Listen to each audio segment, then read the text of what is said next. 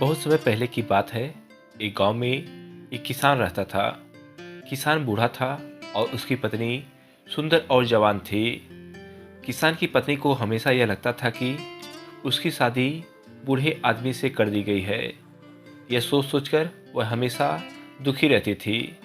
एक दिन उस गांव में कहीं से एक ठग आया और उसने किसान की पत्नी को देखा तो यह समझ गया कि यह स्त्री अपने पति से प्रसन्न नहीं है।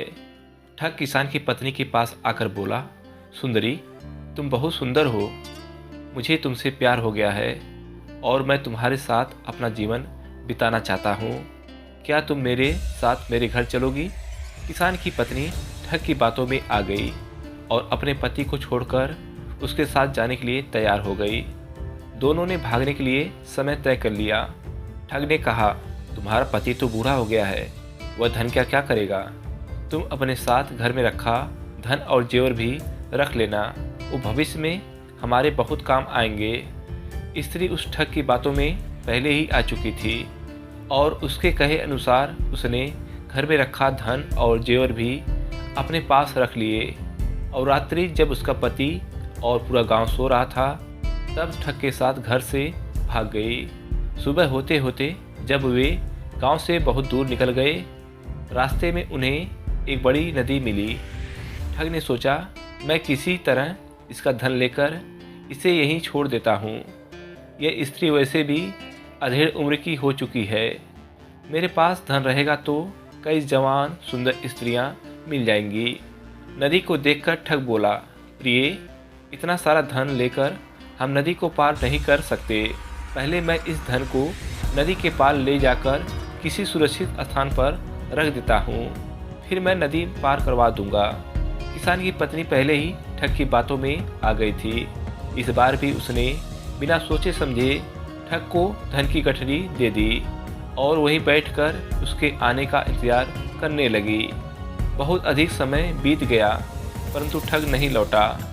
अब किसान की पत्नी को सारा माजरा समझ में आ गया और अपना सब कुछ लूट जाने के दुख से नदी के किनारे बैठकर रोने लगी।